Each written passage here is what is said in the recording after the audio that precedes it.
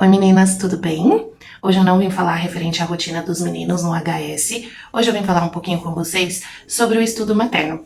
Irei iniciar aqui um quadro chamado o estudo materno, onde iremos discutir um pouquinho referente às obras que eu estou lendo, meu autoaprendizado. O primeiro livro que eu li esse ano foi o Emburrecimento Programado, de John Taylor Gatto, e eu vim comentar um pouquinho para vocês sobre ele. Então, sobre a vida do autor, ele nasceu em 1935, na Pensilvânia. Ele era professor, escritor e um crítico da escola norte-americana do jeito que estava, né? Aquele modelo de escola tradicional. Ele foi professor das melhores escolas, né? Considerado um professor de escola de elite. E ele ganhou prêmios de professores do ano, 3 prêmios. E ele criticou a escola tradicional, falando que ela é programada para emburrecer os nossos filhos ao modo que ela está formulada atualmente. E essa obra, ela fala muito referente ao fracasso e à percepção do autor. Então, ele cita muita crítica comparada à sua infância. Ele coloca, né, a sua infância e critica o que ele aprendeu na escola. E ele afirma que, na verdade, as crianças aprendem muito mais em casa, no seu meio familiar, na sua comunidade, do que numa escola propriamente dito. E ele cita, eu tô olhando aqui que a minha colinha tá bom, das minhas anotações. Ele cita as 7 lições ocultas da escola, que eu queria comentar um pouquinho com vocês referente a elas. A primeira das 7, a primeira lição que é ensinada na escola é a confusão. Por que a confusão? Porque na escola existe um currículo fragmentado, não existe uma estrutura fixa, e esse currículo começa ensinando português, um assunto, depois muda para o outro, não tem uma sequência lógica de aprendizagem. E isso a gente vê nas escolas atuais também acontecendo. Aqui no Brasil, porque ele é dos Estados Unidos, de Nova York, aqui no Brasil temos a nossa base comum curricular. Se você não der uma olhadinha nela, você vai ver várias coisas fragmentadas que não fazem sentido de estarem ali e muitas coisas repetitivas. Então, o primeiro fracasso que ele cita no livro é o fracasso da confusão, e eu concordo com ele, porque realmente um currículo que não é direto, aonde seja claras informações tanto para o educando quanto para a família e para alguns professores, isso dificulta muito. A segunda lição é a submissão à autoridade. Ensina-se a obedecer sem questionar o professor. Então ele cita lá no livro vários exemplos, onde o professor é a autoridade absoluta e o aluno não pode questionar o que ele está falando é correto ou não. Eu percebo isso, essa estrutura e esse pensamento tem mudado em algumas escolas, mas as escolas tradicionais aqui do Brasil ainda têm essa mesma visão. Aí o terceiro, né, das 7 lições, a terceira lição é a indiferença intelectual. Então, um aluno, ele aprende somente para passar numa prova, ou seja, não é um aprendizado significativo, e isso dificulta a aprendizagem, porque ele decora, na verdade, ele não aprende. Eu vejo uma mudança também nesse quesito, referente aqui ao Brasil, mas, assim, muito sutilmente, como o currículo, e é um erro consecutivo atrás do outro, porque como o currículo é fragmentado, como que o professor, como uma sala de 40 alunos, o professor tem que exercer sua autoridade para ter domínio sobre aquela sala. Então, ele tem que obedecer, tem que fechar o caderno, tem que fazer isso, tem que fazer fila, tem que fazer aquilo. Então, aquela criança, ela não tem liberdade no ambiente educacional. Aí, com o currículo fragmentado, não tem como o aluno ter interesse para uma aprendizagem significativa. Então, fica tudo fragmentado. E aí, você coloca como avaliação uma prova, e você avalia aquele aluno com base na prova. Então, ele sabe que ele precisa tirar a nota X para aquela prova, ele vai decorar o que ele precisa para tirar X naquela prova. Então, não é algo que ele queira ler, que ele queira aprender, que ele tenha realmente interesse. Então, fica muito maçante. Por isso que a gente vê tanta evasão escolar no ensino médio. Vamos lá, continuando. A quarta lição. A quarta lição é a dependência intelectual, onde o aluno só precisa de um professor para aprender. Não é ensinado nas escolas que você consegue aprender por você mesmo. Então você precisa de alguém passando aquelas informações. E isso, eu fui escolarizada nesse sistema e eu percebo quanto a minha educação formal é fragmentada por conta disso. Você sempre precisa de alguém, não você ter um interesse sobre tal assunto e correr mesmo atrás, pesquisando as fontes. Não, você precisa ter algo ali mastigado, porque nas escolas é algo mastigado, é o resumo do resumo do resumo. Não é algo que você foi lá na raiz do conhecimento e adquiriu aquele conhecimento para ti. E ele cita isso como um fracasso, uma das 7 lições onde há o fracasso escolar.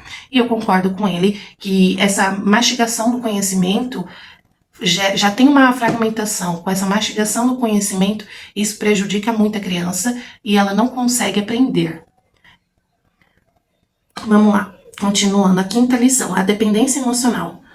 O aluno, ele sempre busca uma aprovação externa constante, então ele tem essa dependência emocional porque ele sempre está buscando aquela aprovação daquela nota lá. E eu vejo até as professoras brincando, passou, não sei se vocês já viram aqueles vídeos onde todo mundo faz uma fila e fala, reprovado, não reprovado. Tava muito viralizado esse vídeo. E o que aquilo ensina pro nosso, pro aluno e pros nossos filhos? Que a nota em si te capacita para alguma coisa. E emocionalmente a gente não tá formando um cidadão integral, emocionalmente saudável. Porque a escola é um ambiente que ele só tem a maioria das suas socializações é com os seus pares. Ou seja, as crianças da mesma idade e um adulto ali falando, tendo várias regras. Não é um ambiente convidativo para os nossos filhos. Continuando, autoestima baixa. A comparação continua e cria um senso de inadequação. Que é isso que a gente está falando, né, referente à lição anterior. Ele gera dependência por conta de uma nota, e se você não alcança aquele objetivo que aquela pessoa, aquele professor, aquela instituição colocou, você não está adequado, você não está no padrão. E na verdade não é isso. Na verdade, o seu filho gosta mais de exatas do que de português, ou gosta de mais de português do que de exatas. Tem os interesses individuais de cada criança e num coletivo você não consegue aproveitar esses interesses individuais dessas crianças. E a 7ª lição, não é possível esconder-se. Em todo momento tem alguém te observando na escola. Sai para brincar? Tem alguém. Entra na sala, tem um professor. Vai para o refeitório, tem um inspetor. Então, em todos os ambientes, em todo o ambiente da escola, tem algum adulto vigiando. E isso não gera uma liberdade, não dá privacidade para as crianças. E isso tudo não estou falando especificamente de escolas públicas, tá bom? Eu estou falando de escolas públicas e privadas. Escolas privadas, acredito que é um pouquinho pior o questionamento dos pais. E na verdade não é isso. A criança tem que ter liberdade para se desenvolver. Como que você aprende preso? Sendo totalmente vigiado. Você não consegue desenvolver seu caráter, não consegue desenvolver suas habilidades. Quando a gente fala de um desenvolvimento integral daquela criança, né, a gente está pensando em tudo. No desenvolvimento espiritual, intelectual, moral. Então não é somente um fator. Então o que ele fala é que com essas 7 lições, seu filho, os nossos filhos estão dentro de um ambiente escolar exposto a tudo isso. E isso está mais prejudicando do que fazendo bem. Pelo contrário, isso está acabando intelectualmente com as crianças, deixando elas sem criatividade, sem senso crítico, sem possibilidade de pensar, de exercer a sua criatividade. Porque se eles estão numa aula que eles estão gostando, bater o sinal, já vai mudar para outra aula.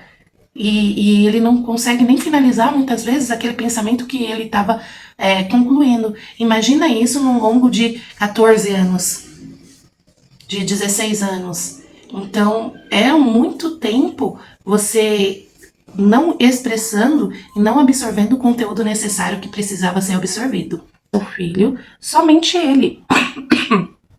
Você tá vendo as necessidades dele, você tá estudando, é um desafio e não é para todas as famílias. Eu acredito que eu vou corrigir minha fala, não é para todas as famílias, é dever de todas as famílias incentivar os seus filhos à educação, porque eles são um presente de Deus nas nossas vidas e eles foram submetidos a nós para formá-los.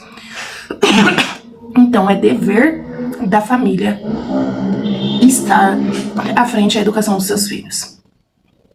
Só que o HS não é para todas as famílias. Porque você tem que entender o que é o HS. O HS é você estar ali dando todo o suporte para o seu filho, para a educação do seu filho. Então, não são todas as pessoas.